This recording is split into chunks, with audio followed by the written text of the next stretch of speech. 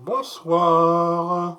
Dans ma petite causerie vespérale, vespérale ça veut dire du soir, hein, pour celles et ceux qui ne maîtrisent pas très bien la langue française. Peu importe. Ma causerie portera sur la présentation d'un personnage historique totalement méconnu, mais qui a joué un rôle fondamental dans le développement de l'espèce humaine. De qui s'agit-il? Il s'agit de Sainte Hildegarde de Bingen. Je vais vous expliquer qui c'est. Mais parlons un peu du contexte actuel. Ce samedi, Notre-Dame de Paris va à nouveau resplendir. C'est un symbole, me semble-t-il, de la chrétienté triomphante. Cette chrétienté, elle a tant fait pour la construction du monde, sous la plupart des aspects de la vie, pour la rendre aussi heureuse, généreuse, paisible que possible, avant que nous passions dans l'au-delà, ce qui est notre lot à chacun d'entre nous. Mais la chrétienté, elle ne s'est pas seulement occupée du spirituel, elle s'est aussi beaucoup occupée du temporel, et notamment de la nourriture et du bien-être terrestre au travers des boissons. Ce qui va donc m'amener à mon propos d'aujourd'hui. Car mon propos d'aujourd'hui, c'est la naissance de la bière. Eh oui, la bière, celle-ci, ça, c'est une Jeanlin que je vais me faire un plaisir de déguster avec ravissement quand j'aurai fini cette petite vidéo. Benjamin Franklin, vous savez le mec les paratonnerres là, il voit dans la bière la preuve de l'existence de Dieu. Il a dit cette chose merveilleuse: la bière est la preuve que Dieu nous aime et veut que nous soyons heureux. Savez-vous, en fait, que ce sont les femmes qui ont inventé la bière, contrairement à ce que prétendait Platon, qui a dit beaucoup de conneries et beaucoup de choses justes. Peu importe. Elles ont inventé la bière il y a plus de 12 000 ans.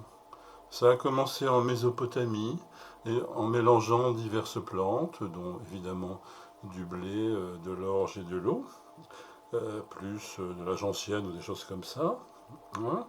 Et on a retrouvé cette boisson un peu partout dans le monde, sous sa forme primitive, donc en Mésopotamie bien sûr, chez les Grecs, les Égyptiens, les Chinois, les Romains, qui vouaient un culte à Cérès, la déesse de la moisson, et c'est pour ça que les Gaulois, nos ancêtres les Gaulois, ont appelé cette boisson la cervoise, en référence à Cérès.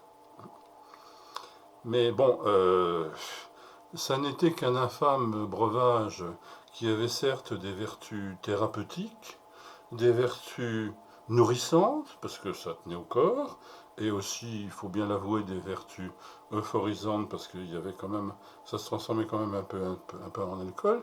C'était extrêmement difficile à conserver. Et c'est là qu'intervient notre géniale Hildegarde de Bingen. Hildegarde de Bingen a vécu de 1098 à 1179. C'était une moniale bénédictine qui a fondé l'abbaye de Ruppensberg en Rhénanie et qui a eu l'idée, cette idée absolument géniale, probablement inspirée par Dieu, il ne peut pas en être autrement, de mettre dans ce breuvage du houblon et de remplacer ces herbes nocives par du houblon. Et c'est donc elle qui a inventé la recette, toujours actuelle, de la bière. Voilà. Elle a écrit, Hildegarde, l'amertume du houblon combat certaines fermentations nuisibles dans les boissons et permet de les conserver plus longtemps. Et oui, le houblon a un triple rôle. D'abord, il va apporter un arôme, un contrepoint à toutes le malt, c'est pas très très bon en soi, hein. Il va ensuite donc apporter tous les arômes fruités, épicés, etc. que l'on connaît aujourd'hui. Et surtout, il protégera la bière de toutes les infections bactériciennes et permettra donc de la conserver longtemps. Et oui, c'est donc grâce à Hildegard, par ailleurs, qui était une remarquable savante, un médecin monastique, une musicienne. J'ai mis un lien quand ce petit post sera publié sur la petite souris normande, où vous pourrez écouter quelques-unes de ses compositions.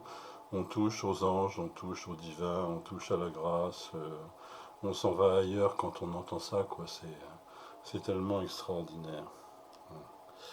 Et voilà. Bon, Hildegard, elle a été canonisée, bien sûr. Elle est devenue sainte, et évidemment, ce n'est que justice. Moi, je pense que dans tous les bars, les pubs et tous les pubs, les pubs, pardon, où on sert de la bière, on devrait mettre un portrait, un ex-voto de Hildegard de Bingen, n'est-ce pas? Ouais. Et puis, écoutez ces chants, ces compositions magnifiques qui, encore une fois, nous font toucher au divin. Et puis merde, ça nous permettra peut-être d'échapper à toute cette horrible période que nous traversons en prenant un peu de recul et surtout en buvant une bière. Zum Wohl, à la vôtre. Bisous.